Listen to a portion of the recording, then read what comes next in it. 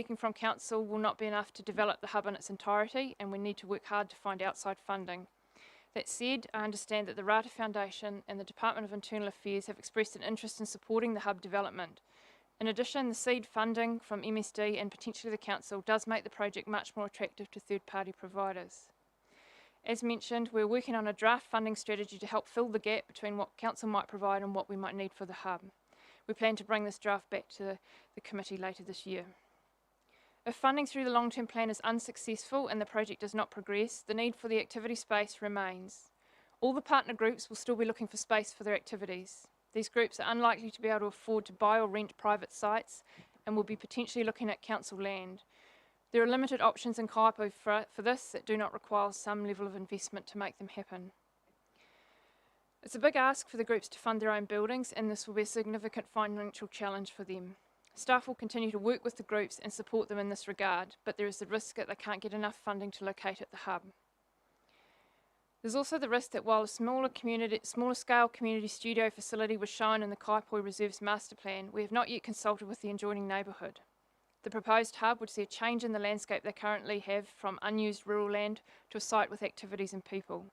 While we intend to maintain a wide buffer through to residential properties, access from Courtney Drive, and control the type of activities and buildings on site, the proposed hub is still a change to what the neighbours are used to.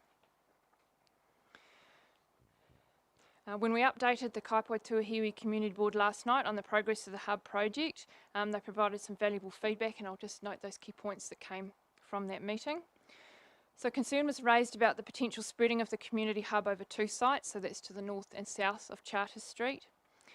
This is something we'll look to explore further in the development of the draft master plan, but the thinking behind this was to make sure we retain sufficient space for all the hub activities now and in the future, and to enable that low intensity style type development. This will all come through in the draft master plan later on. Concern was expressed about getting underway with consultation with the adjacent neighbours on Charters Street, Waiba Place and Dawson Douglas Place to introduce the residents to the project and to keep them informed. By talking with the residents early, even without the project confirmed, we'll hopefully avoid this being seen as a done deal. This is something we've started thinking about and how we might go about this, and if the committee may wish to consider a recommendation to this effect for this report. There was a question around what might happen if the groups could not afford to locate a building at the hub, and this is a very real risk and one that exists for all the potential hub groups. As mentioned, it will be challenging for the clubs to raise funds to enable building, but there are a couple of actions we're trying to do to go towards alleviating this risk. The first is the preparation of a draft funding strategy to coordinate and drive applications to third-party providers. It's also considered that approaching providers as a hub would be more beneficial than individual applications, and already we have had Rata and the DIA express interest in the hub. The second measure is continuing to support the groups in seeking and making funding applications, and through the community team's expertise we have that on tap that we can help our groups with. A question was asked about whether the Croquet Club had confirmed their intent to transfer the Murphy Park land to council in exchange for the new lawns at the proposed hub. And while the club have been engaged participants in the planning and design process for the hub and indicated in principle that they wish to relocate, we have not had formal discussions on the transfer of the land. The proposed letter of intent to the club, which is attached to this report, is intended to get these discussions underway.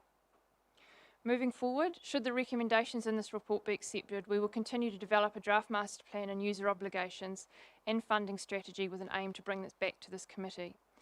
And as we've been doing, we will continue to work with the groups on the design and the planning of the hub, and provided we can secure funding, of having the hub site ready for buildings in 2022. And Rachel and I are happy to answer any questions you may have.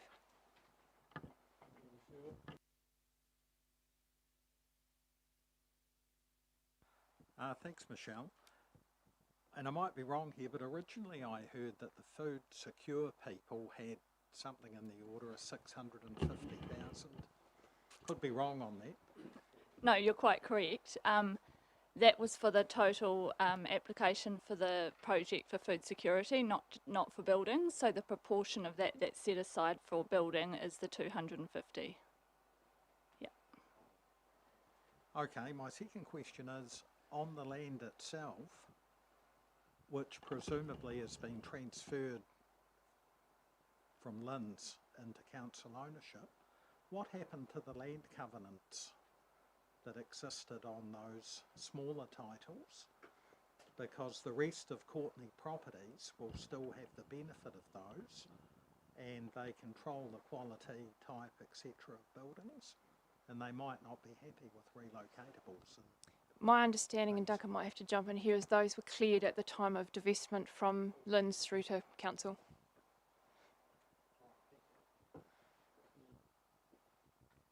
Thank you. Just a question on the Waimakariri Food and Budgeting Forum. Does that incorporate all the groups within the Waimakariri that are in food rescue and food bank type of work? Yeah, so what's happened is the Food and Budgeting Forum, with the money that's been, that we've managed to secure from central government, we've moved it into a steering group called Food Secure North Canterbury, which is that forum, an adaptation of that. So we have representatives from food rescue and food forest and food banks and facilitators in that space, and in February next year, I think it is, yeah, February, we're going to actually open that right up to a plan for the district to all stakeholders. So that's community pantries, community gardens, anyone who's interested in that food and education space for the district. So yes, those people are all involved and have been from the word go. Yeah.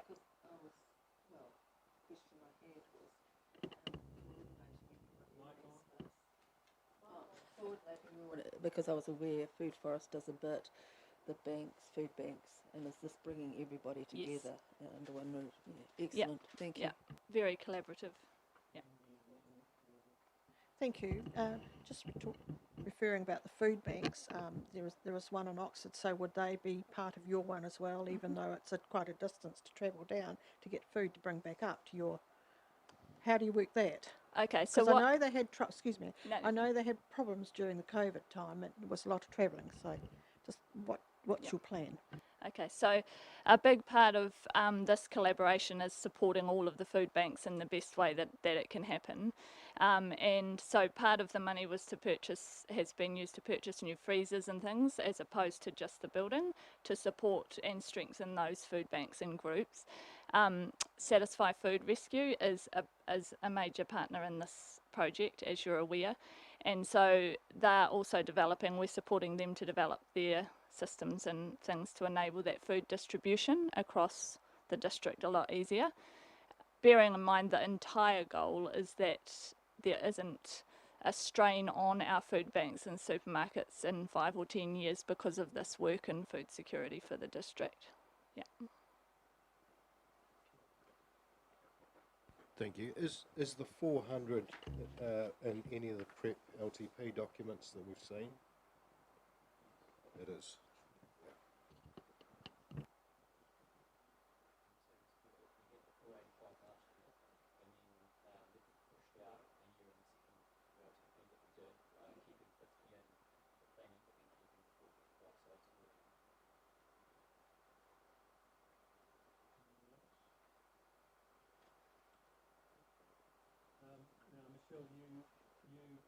Would you like us to strengthen up the consultation process? Would you like us to add a recommendation in there? Okay, I'm happy to do that with the committee's approval from the chair. Shall we add you could modify G, or we could just leave it there and add an H. Say H saying something like recommends that the staff are authorised to commence immediate call it pre-consultation with all affected residents. Does that cover it? Is everyone happy to add that? Because with where are we? D. If we, as soon as the letters are, well, it was a public meeting anyway last night, and as soon as we send letters of intent out, it's out there, and we need to be moving fast so that the residents are saying what the hell's going on. We weren't told.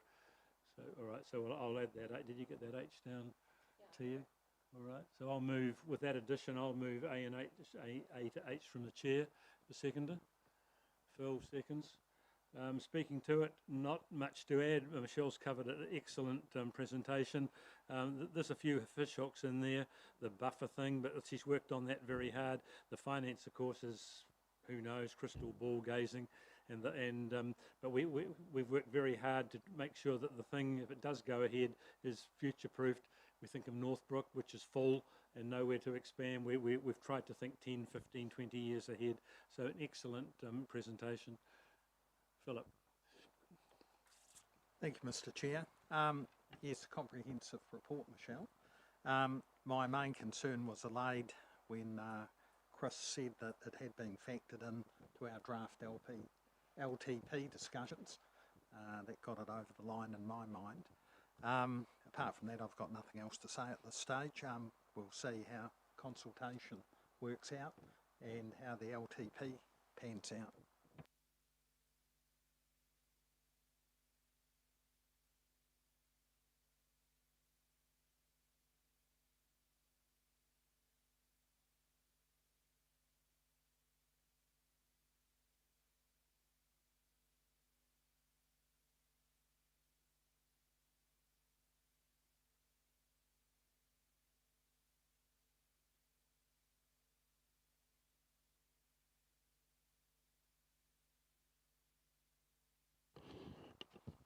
Thank you. So the purpose of this report, as always, is to update the Community and Recreation Committee on a summary of aquatics year-to-date progress. I'll take the report largely as read, however, wish to highlight a couple of key areas. So the attendance figures in the report cover the period of August and September 2020, which, as you'll recall, were both months that the Ministry of Health imposed COVID Level 2 restrictions for part of. We are now back at regular levels of service. However, as identified in 4.1 attendance, numbers are down overall due to restrictions on ongoing programs at level 2. Likewise, in 6.1 financial implications, the effect of COVID restrictions on the business are evident. The operational income result was under budget due to low numbers for programs, swimwear sales, aquarobics and family admission, which are all areas that were impacted by the level 2 COVID restrictions.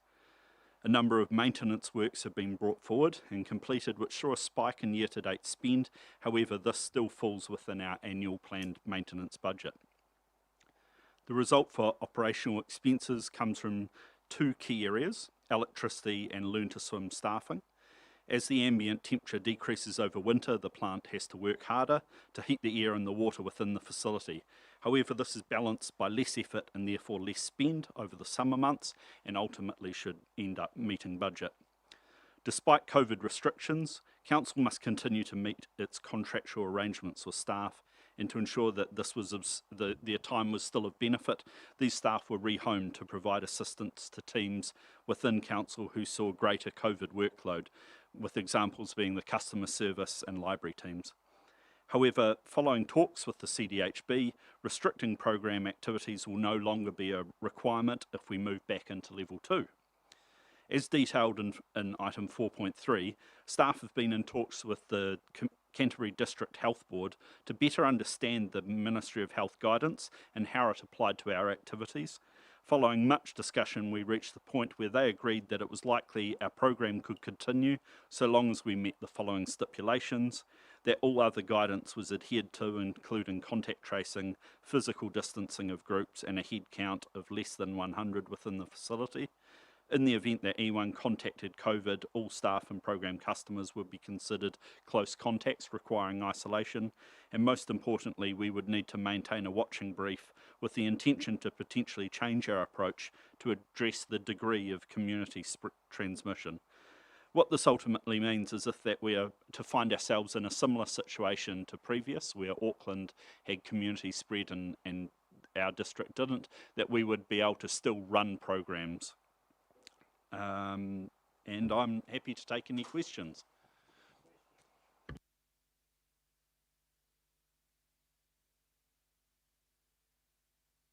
It's just on the electricity, and I imagine it's been asked and answered before, is with that fantastic big roof you've got there, have we done the costs and benefits of going solar? I believe it was done when the facility was designed and found that option was found wanting. It hasn't been something we've looked at since, but it is definitely something we can investigate. certainly changed since that. I mean, you're talking, what are we talking? 10, at least 10 years. And suddenly every person and his dog has got solar because its price of it has dropped, and you've got a north facing big roof. Is it north facing? No, it's not. Anyway, yes, and battery storage. I mean, it seems to be the way of going. Is there anything? I mean, when would the council staff actually review that to see whether it is worthwhile on a facility like the pools or Dudley? We're still working with Main Power at the moment in regards to the stadium. Originally, when we had conversations with them, the answer was no, not really. There's no real cost benefit because of the capital investment in actually putting it in. We wired the building up so that it's actually easy to connect into solar for the future, because we have the pergola, veranda, whatever you want to call it, out front. And North Canterbury Sport and Recreation Trust and the stadium. I know, I'm getting to that. North Canterbury Sport and Recreation Trust and Craig Sargison have continued conversations with Main Power, and since we started conversations to now, the technology has changed. And it's become cheaper, and there is the potential that we might be able to get some at the stadium. So if we can do it at the stadium, then it might be that we can do it somewhere else. And I don't know to what level Main Power would be putting that in as a loss leader or advertising, or a project for people to say, for a community good. But we'll know more, and we'll get more results out of what happens in that building. And if that shows that it's promising, easy to do, then we can investigate and bring a report back around other facilities. The water unit looked at it a year or two ago, didn't they, and turned it down for as not economically feasible too. But then, as Chris said, the technology changes every 18 months.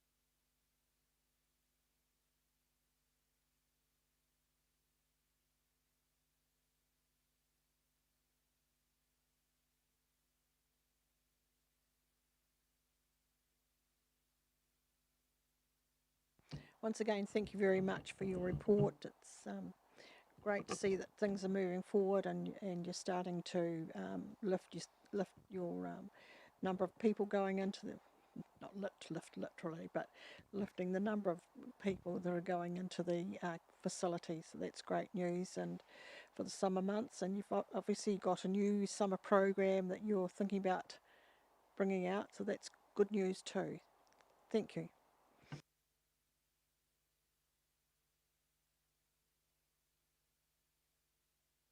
And my tuppence worth, thank you, Matt. A trying time, and since post-COVID, and we're impressed with the way you've handled it, especially all that close contact rubbish, shouldn't use that word, that you've had to put up with, and getting back onto a level keel.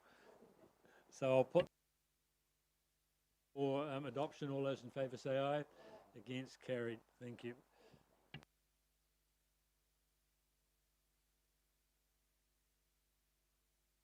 Rightio, we are up to Tessa, 6.3.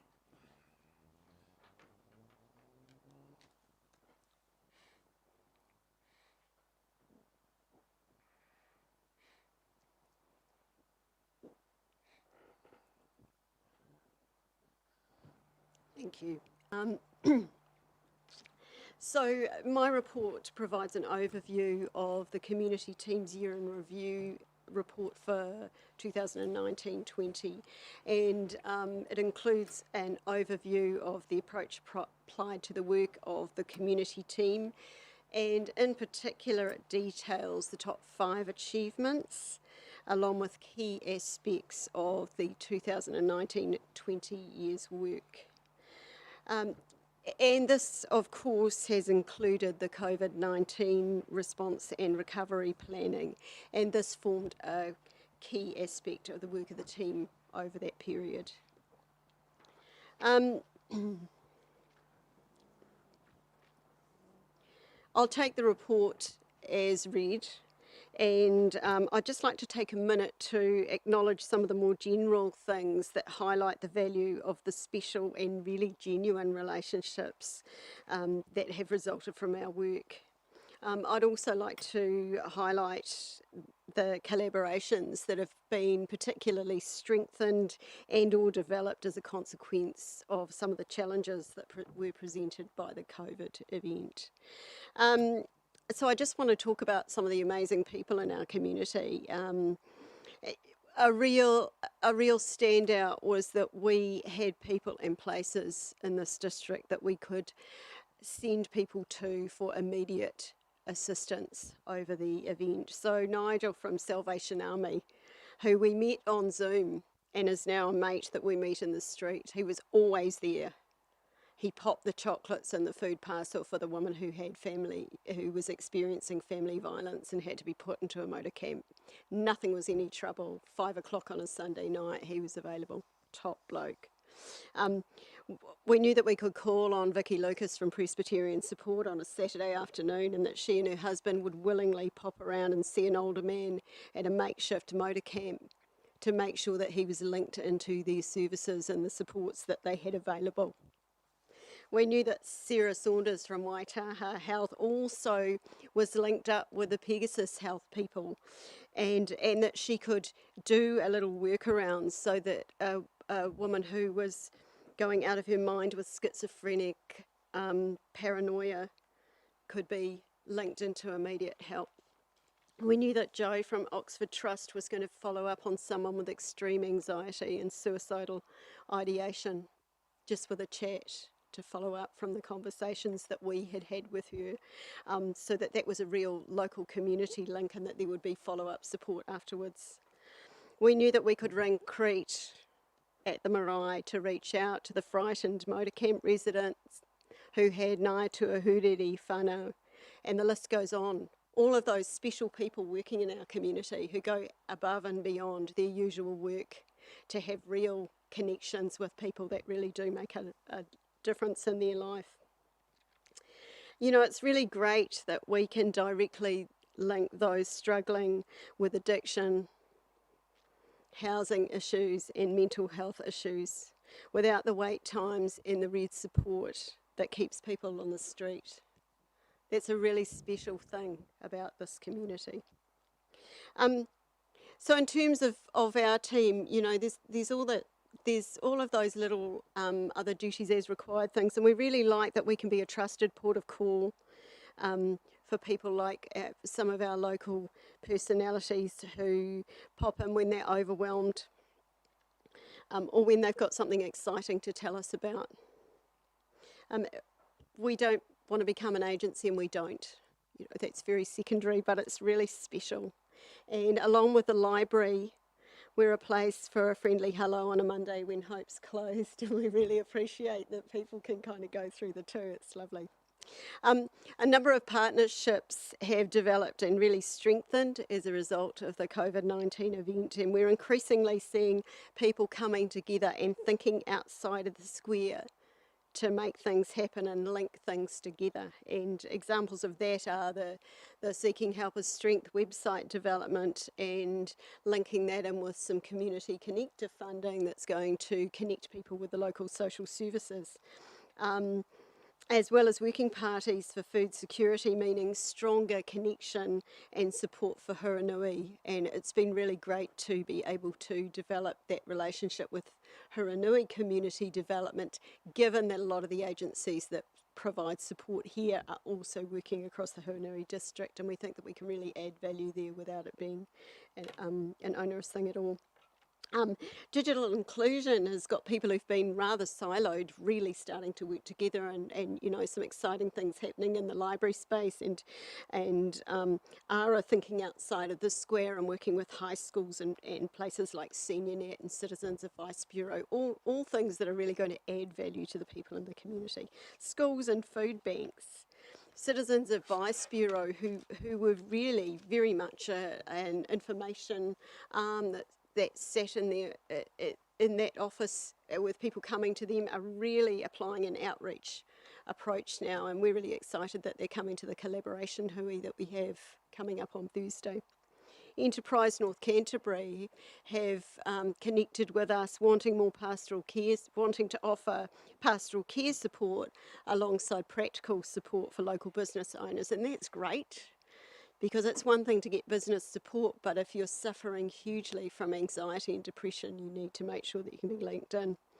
MSD wanting to partner around wellbeing related to job loss, and Youth Council are really looking quite proactively in being involved in youth unemployment, and that's been driven by one member of Youth Council in particular, and the chair of Youth Council. And a brand new thing is the arts centre really thinking the arts sector really thinking outside of the square and considering opportunities to collaborate for increased profile, but also for the greater good, which is really cool, and they very much enjoyed the recovery forum.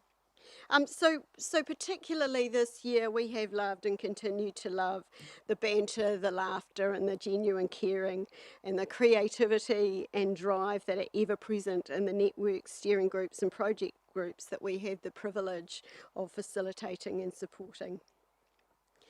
So while this report documents the work of the community team, it really celebrates the incredible contribution of the various geographic communities and communities of interest that make up the district.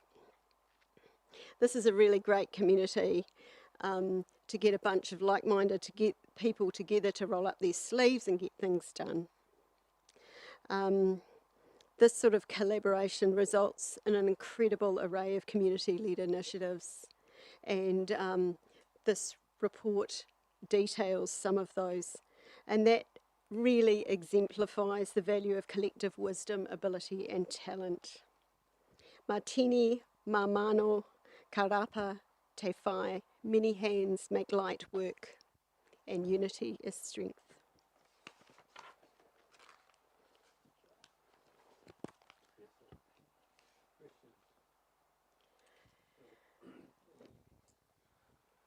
Thanks, Tessa. I never cease to be amazed at the number of groups working out in the community with you. Those people you referred to, have they been, or their assistance been acknowledged in some way? Absolutely. So the annual report, if you read the introduction, it specifically acknowledges that it's not just about the work of the community team. It's very much about the small part that we play, sometimes a much larger part, but the part that we play in it acknowledges the work of the community. So all of those networks are detailed in the annual report as well. Yeah, I just wondered if they'd been sent letters or something to personally acknowledge. Yes, they are. So the report is circulated to our partners with an acknowledgement and thanks for their contribution to that work. I understand exactly the amount of work that your team puts in. So that's just something to think about. I don't know how you feel about that, do you? Yes. Yes. And the other one I just want to ask, please, is the migrants, please. I'm just interested in how they are faring with the rules that the government has now put on their how much money they have to earn to stay in the country. So I'm just wondering how that's progressed with that one. So that was discussed at the Migrants Group meeting last week, and particularly Oxford, out of Oxford Community Trust have an element of migrant support, and they are inviting large employers of migrants to engage with them around the implications for their people. Immigration New Zealand have been quite good at communicating and offering support, and I know that we work very closely with Tony. Yeah, Tony, yeah. Right, thank you. 'Cause that is one thing that I'm a little bit concerned about, and I know that they are hamstrung by what they can do and what they can't do. I can probably add a little bit extra to that, in that there is assistance available for repatriation, and that Immigration New Zealand are working with employers around that too. So we Denise has done a really good job of scouting out what's available in terms of support for migrant workers, and she'll continue to do that. And That's excellent. The other one question now is the drug harm education. How well did that go? Was it very successful right throughout the whole district? yes, it was. I think that's referred You've to. got it referred in there, Yes. but yeah, so Yes, the it was. schools embraced it. The yeah, schools and the parents. The schools embraced it really well. We've had some feedback. We put an evaluation through that. There were a couple of recommendations for next time, but we got very good feedback from the students and the teachers alike. And I know that there was some quite rich conversations. A really good thing that came out of that was the establishment of a parent support network, which Sounds great. Yeah. parents can be horribly shocked and not know where to start. So there have been some good conversations, and there's also a quite a strong network now established to look at drug harm or support for people suffering from addiction, both youth and adult. Oh, that's really good, because having had a brother that got onto drugs and things like that, and serious drugs, the effect on his parents was, and they were elderly parents, was horrendous. So I'm really pleased to see things like that happening. Yeah, thank you.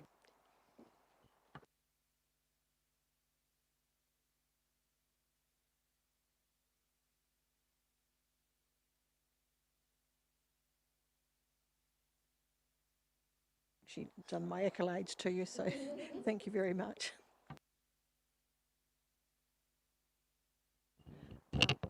I'd just like to congratulate you on an amazing amount of work that you've gotten through, and I cannot say enough how proud I am to be part of a council that has a team like this.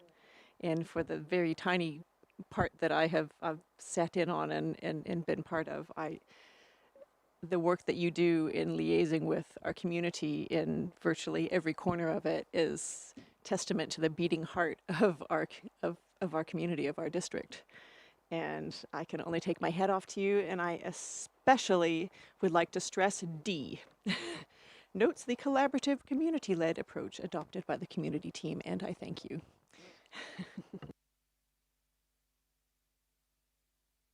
Yes, just having attended SSW yesterday, I was absolutely astonished to hear that this district, as in employment, has actually reduced the amount of people who are actually seeking jobs in the last month or so, and a lot of that has been due to collaboration between everyone from MSD to the high schools to the community team to employers to ENC.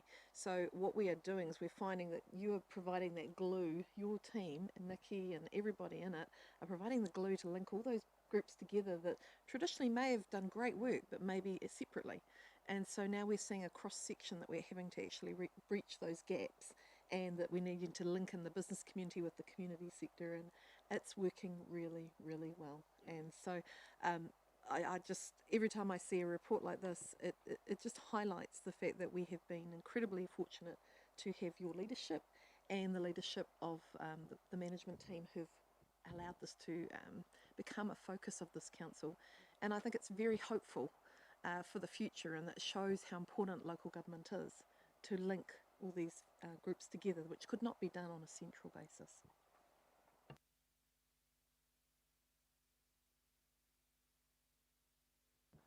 I'd just like to endorse Councillor Mealing's comments. I also feel proud to be part of this council, because a lot of your work that you're doing is actually not seen. People see potholes and roads, but you're working almost invisibly, but I think making a difference. So it's a very good report, and thank you. I'm just trying to remember what that saying is, but it takes a village to raise a child, and this is exactly how this is on a wider scale. So well done.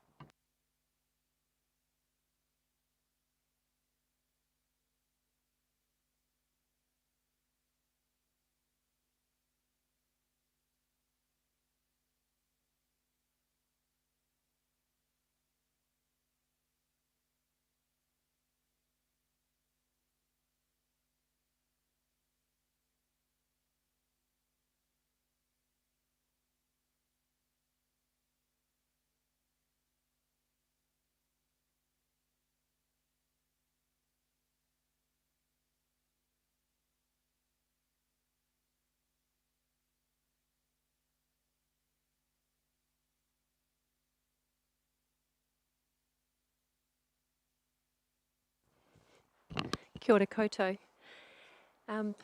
Thanks for having me. The purpose of my report is to brief the committee on an update on usage, activities and developments within our district libraries. I'll take the report as largely read, but I'd like to draw your attention to several points of interest from the report if I can. You'll note that waimakariri libraries have received funding from the New Zealand Libraries Partnership Programme, which is a COVID recovery package initiated from Minister Martin from Department of Internal Affairs and the National Librarian Bill McNaught. It recognises the increased role of libraries and librarians to support citizens and communities with the ongoing impact of COVID, particularly in the areas of employment assistance, assistance with processes related to applying for government services and benefits, computer upskilling, retraining, and use of library spaces, services and staff for social connectedness. Not since 2007, when the creation of APNK, which is the Aotearoa People's Network, the free internet access and Wi-Fi that was delivered to public libraries, not since then has there been a central government injection of this much money into libraries across New Zealand. So the library sector is quietly euphoric about what was offered at the end of May. Unsurprisingly, waimakariri libraries submitted bids, applications, requests, expressions of interest to every pot of gold that was on offer. And we secured, as you can see from the notes, funding for 2 fixed-term, full-time, 21-month coordinator positions. We secured a 2-year fee waiver from some of our existing charges and procurement costs that are collaborative library services provided by the National Library. And we also pushed our luck strongly by applying for 4 places on a 9-month national research and evaluation program that is facilitated by an internationally renowned researcher from the UK. And we secured 4 places on that, more than any other library service in New Zealand. The NZLPP aims to support 170 full-time jobs in public libraries across New Zealand, and as of this afternoon I'm really proud to say that 2 waimakariri libraries staff have been offered and accepted roles which we've called Community Connections Coordinator and Digital Inclusion Coordinator. Across the country, 60 councils have been given the equivalent of 119 positions, and it's expected by Christmas that 170 roles will be filled. We still have 1 more application in for a combined role between the community team and libraries. At this point, I'd like to acknowledge 3.1.18 and the strong collaboration between TESA supporting our bid for the Community Connections role and work with the interviewing so that we've got really strong, relevant synergies between what the community team are trying to do and the libraries team are trying to do. Minister Martin, at her press briefing, said that libraries have an increased role in supporting communities with CVs, jobs and retraining, but she said it's important that you don't stop peddling those little packets of magic called books, and acknowledge the increased role that libraries have in community wellbeing, and we are seeing that so strongly. Last Friday in the library there was not 1 table free at Rangiora Library for anybody to come into. We were full with elections, with people sitting, people being, people learning. So this is going to be an amazing thing for our district. We're going to backfill the roles, and we'll be going out to public market for those library assistants. It was very important to me that we retain this expertise, this training opportunity and this experience within our existing staff and not open it up to other areas to apply and then leave again with that knowledge. If I could draw your attention to 3.4, so the 2019-20 Learning Connections and Orientation Services. Obviously, COVID has challenged libraries to rethink how we deliver learning programs and events. But despite everything that's happened, including the measles outbreak in that calendar period, where we still delivered 805 events and programs to just under 18,000 people. We have had a shortfall of just over 2,000 people attending events, but none of our data includes the online programs that we created and offered in lockdown. So the team are understandably very happy, and I'm so proud of what we're able to do. It shows the need for the sort of roles that, the sort of outputs that those two new coordinator roles will create, and the demand for those services. Yesterday at Kaiapoi Library, we normally have 2, 3 at a stepping up program, which is your absolutely most basic computer program. We had 9 turn up for that, for a free drop-in session. So, you know, the demand is out there.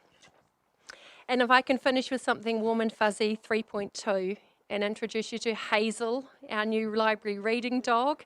Chris said I absolutely had to report on this. So Hazel's a 3-year-old Maltese and she's absolutely delicious. She's there's a lot of research around reading to an animal, reading to a dog, and some libraries actually have a large soft toy.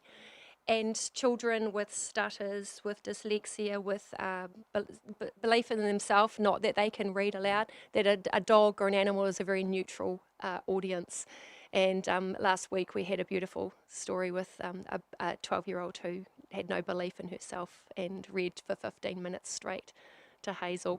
So Hazel will be one of our team on Thursdays at Kaiapoi and Tuesdays in Rangiora, and we put it on Facebook as a join up, put your name down to be part of it. The most popular Facebook post within 2.5 days, we had 5,923 hits on that one post on our Facebook page.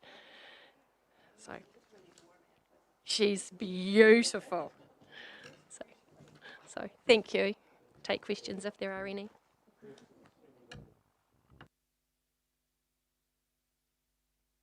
Thank you very much for your report once again. Stunning.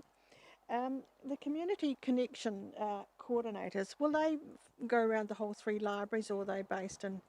All 3 libraries. So Excellent. we're really taking the idea that we are a network, we're a district-wide library service, but that role will go beyond the 3 buildings and go out into the community where the community are. Our big thing for that person was they had to have a woo. They had to be able to win others over and engage them and identify groups, and that can push. We can push to to them that the library is a platform for what they want to do in our spaces. So the person we've got has definitely got that. Excellent. And the other question I just want to ask, please, I know that the Rangiora Borough School is using your library, and there was a big contingent outside there the other day, which was fabulous. How long are they going to be doing that for? Because it just made such a wow thing to it, isn't it? Tactfully answering, how long's the Ministry of Education redevelopment program last? Oh, okay. Oh, well, it's in our benefit. It is definitely for our benefit. So it was pushed out a bit longer pre-COVID, and I haven't touched base with how long. We're curious, but not wanting to sound like how long's this going to go on for, because we're loving having that energy, that rise and fall during the day. So between 11 and 12 and 2 and 3, classes are able to come over. Sometimes for independence, browsing, looking at the gallery, engaging with whatever they're wanting. So I'll touch base with the principal towards the end of term 4 and see how their rebuild of their school library is going. My other question is from that one, the children really embracing going to the library and choosing books and engaging. Absolutely. And also we're trying to get them engaging with more than just their area of the library, so that Amy Hallmark's created some really lovely mystery trails so that the kids find places in the library that may be of interest to a parent or an older or younger sibling at home. So the idea they go home and share. So people are coming back, and we're getting enrolments from family members. So, they're dragging me down here after they came here on a school visit. So wonderful. Thank you.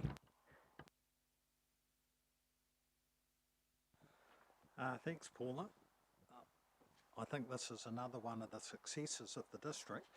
On page 108 in Diligent, you've got a summary financial report.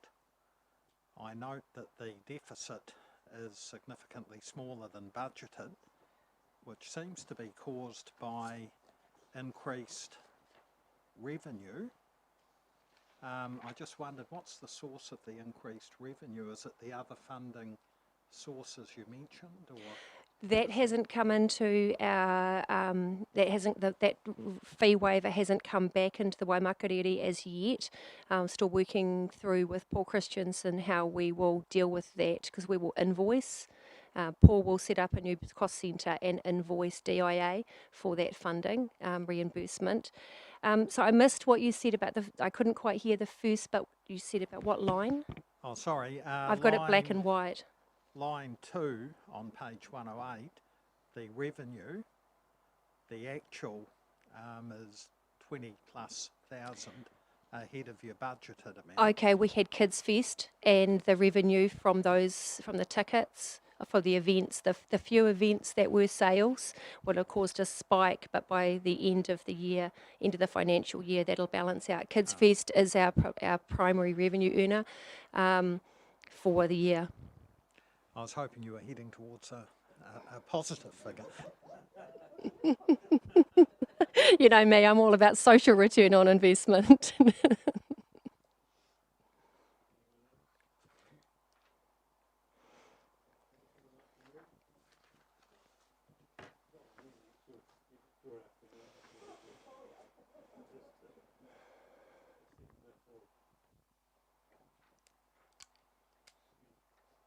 Once again, thank you very much for that very good and detailed report, and the work that you're doing with the children, your group are doing with the children, is fantastic. But it's not just children, it's the older age group as well that you're helping and assisting, and it's so good to see it branching out into the 3 libraries. So It is, yes. yeah, network wide. Yes, excellent. So, and I'm really pleased that by the look of it, that you're embracing the homeschool children and having activities for them, which is really important. So, well done, and and that goes back to your whole team, please. Yeah, they always get a feedback after this meeting with every compliment that's shared. Yeah, thank you. Yeah.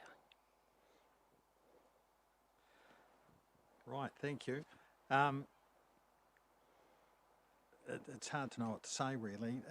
It's a library that's adapting and moving forward to new circumstances, and it's not like the library I remember when I was at school and university. I'm almost getting enthusiastic to go over and read to Hazel. We can make a special slot for you. It's a very good report, Paula, and I think we also have a library service we can be very proud of. Thank you. Thanks.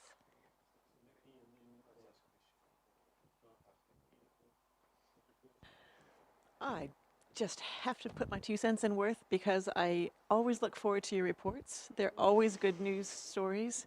They, again, are another thing that we can be so proud of, because our libraries, thanks to their leadership, are so much more than just books. Again, they're a living, breathing space that is integral to our community and building community. And I just always take my hat off to you and the team for the amazing work you do. And I'd like to congratulate you on your success with the funding and the waivers and the positions that you've gotten as well, because those are some great wins. When they say contestable funds, they generally really mean contestable. Yeah. So that's phenomenal. So well done.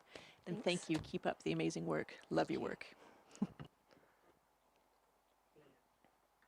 Just a question, and you may have covered it before, Paula. So the heating system, is that, I saw some contractors there also around the water cooler, which was to be provided for the public. Have we looked into that any further? I didn't see it in there last time I was in there. The HVAC system started installation last Monday night. Monday the 12th was the on-site induction with the radiators gone by Tuesday morning. They aim to be finished by the end of November. They've got about a week buffer in there. Once they're all set up and we know where everything has been repositioned, I've asked Richard to get back in touch with the plumber who came in to do the quote for the water cooler and just find where the best placement is going to be, because we didn't factor that in when he came in earlier in the year. Great. No, if it's all right to speak, just briefly, join the comments that others have already made, but You do have an excellent team over there, Paula, and I always love it when I go in there. They're always so helpful and positive, and that's the remarks that we get from our public all the time. And you're probably one of the most public-facing roles that we have.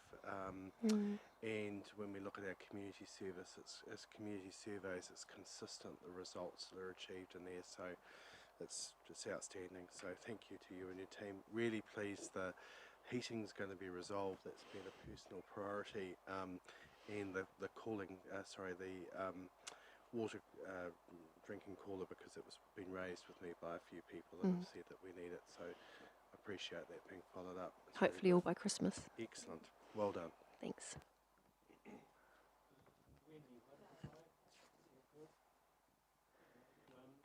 thank you, Paula. Exciting and very positive report. Yeah. And what's not to like? Free staff, free wage fees, excellent. Yeah. Looking good.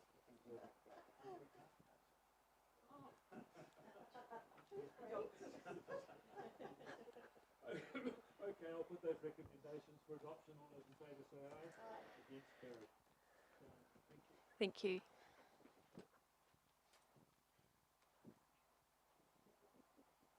Item 7, for information, the reports from the 3 museum group meetings. Anyone got questions or comments on those? Yeah. No, I'll just comment on it. This group usually met every 6 months, but because of various situations and that they couldn't, with earthquakes and what have you, they couldn't meet. But now we've got on a regular 6-monthly one, and I just put that in just for you to have a look at what the reports are coming from our museums, very positive, and I also have sent up the report up to the Hiranui ones as well, just for them. So it's a good group to meet with, and they share things of interest with one another and promote their area, so it's great. Thank you. Item 8, portfolio updates. Robbie, you're up first with these, please. Oh, sorry, sorry, the recommendation. We'll go back to item 7. Recommendation, I'll move from the chair. We received the information. Second is Robbie. All those in favour say aye. That's carried. Item 8, portfolio, Robbie. Thank you. Under capital items, Hiranui Reserve Playground tenders closed, with staff reviewing the submitted tenders and will be awarded this week.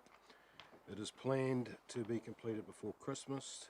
Tirakartini and Mandeville toilets have been awarded, with contract construction due to start on site shortly. These are both programmed for completion prior to Christmas.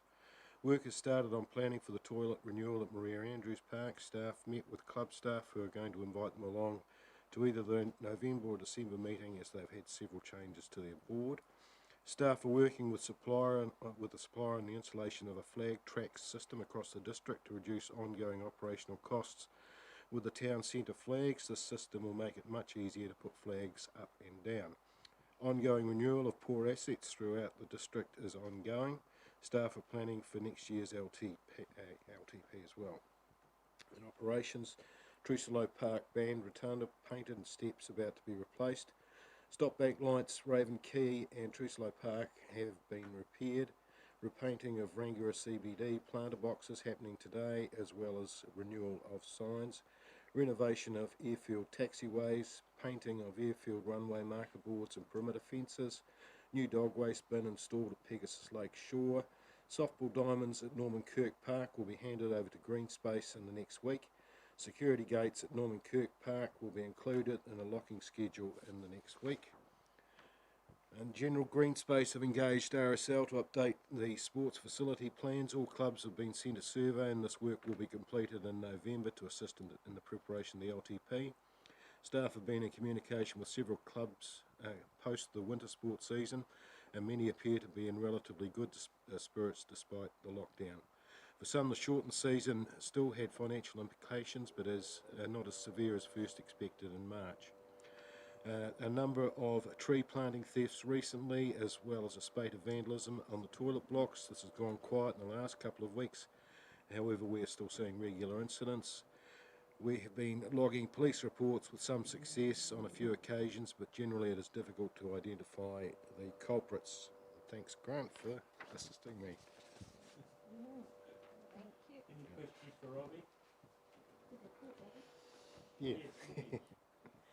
Those are always impressive reports. Just out of curiosity, like with the spates of vandalism and that we have, I always note that whenever surveillance is mentioned, people always kind of lose it a little bit. But is there anything that we can do with regard to, I don't know, cameras or any kind of surveillance or anything that we can just in targeted areas that are always being vandalized to maybe minimize it? Would they even be a help police-wise? We've got a number of cameras here now.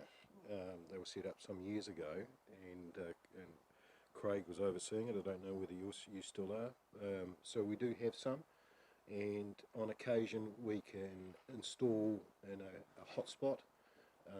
For example, we had one in the fire brigade pointing across the toilets when we were having issues, but I think there's a more permanent one covering that now. But it's at the end of the day, it comes down to the resource of one, identifying the person, and and follow up. So there's always issues, but you'd be surprised at the amount of times you are on CCTV cameras now. Oh, wow. Yeah. If I could just add to that, we have also been working with the community watch who actually go into the police station. I think it's in Kaiapoi, for both Rangiora and Kaiapoi now, and so there's actually people in the community that go and watch the screens, and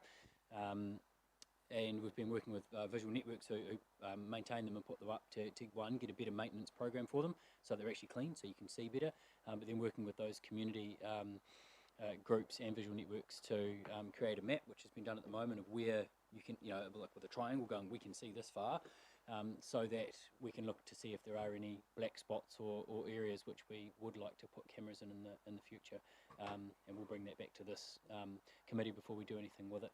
The most recent one has been, I believe, one at the Marine Precinct in Kaiapoi that we've installed, and to reflect the fact that we've now got people parking boats there, with the first boat now parked there as of yesterday. Following on from that, Nikki, there are problems. For instance, Brent had cameras at the food forest, and a woman complained about the privacy issues of being filmed, and forced him to take them out. It's not easy and it's not cheap. He has a camera back in there now, but the camera just doesn't.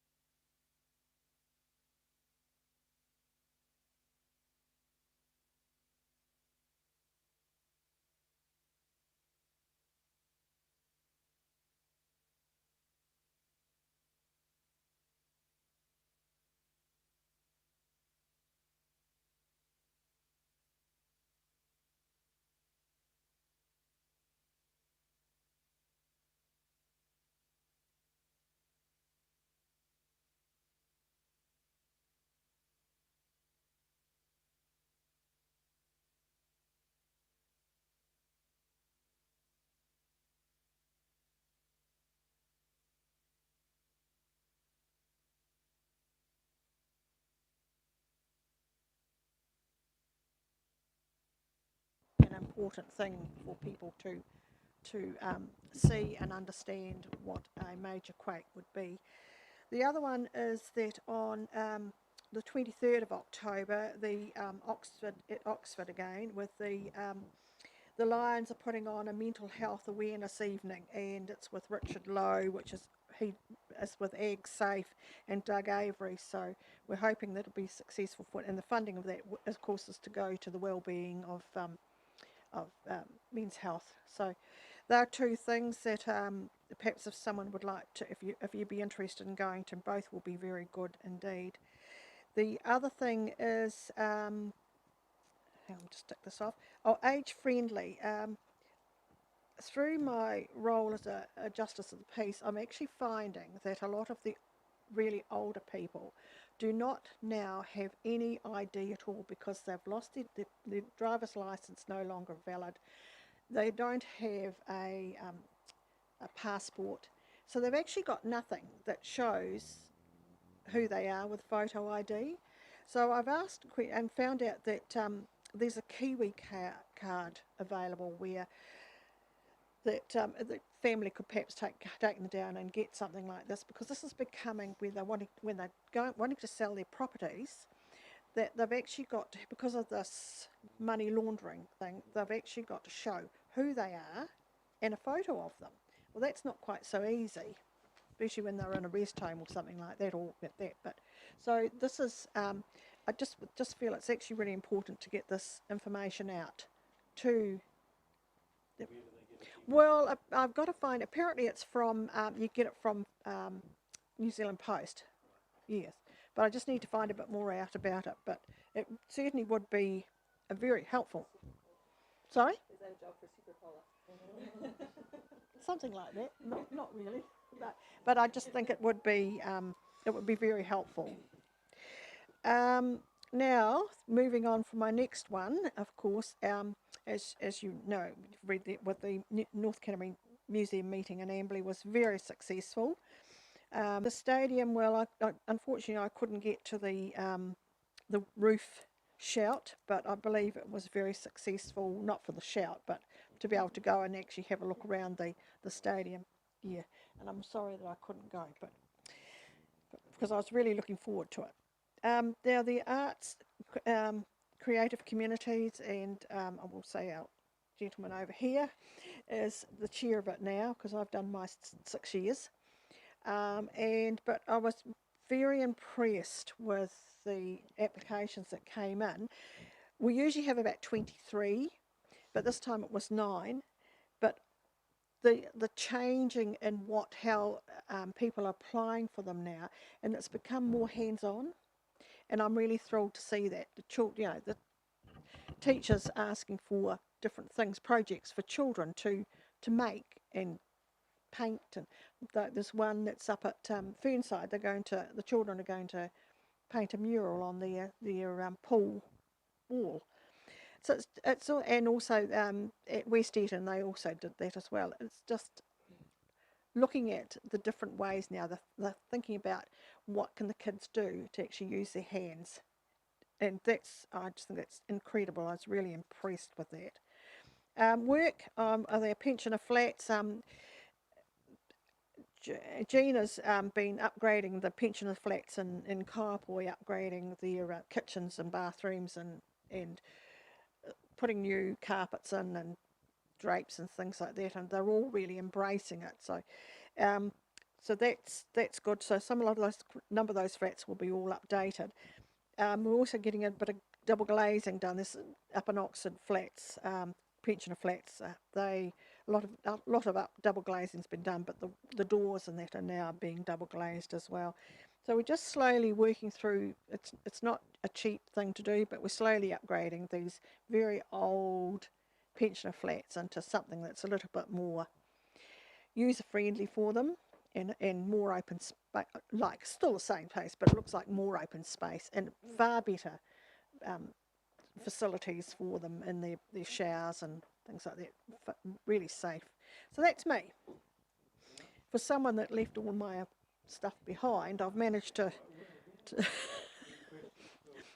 I could just comment, Brenda, you mentioned the Kiwi card. Are you aware that the gold card, which most of these people have, can have a photo added to it? Yeah, but a lot of them. Becomes government issued photo ID. Yeah, unfortunately, a lot of them don't. So this is where a lot of them. Well, they have a gold card, but they don't have a photo with them. A lot of them don't.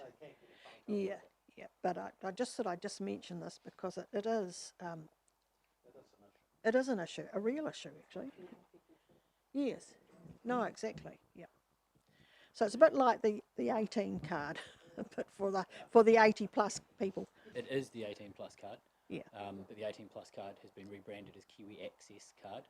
Kiwi to Access. reflect the fact that it's not just people that are 18 that actually need a card. So you can go to the website kiwiaccess.com and it's got a whole bunch of frequently asked questions around where to apply, and you can apply at both AA and and the post shop, where the post shop is. No, It's that's a really good. good website. Thank you. I couldn't remember what it was called, but I knew it was a Kiwi card.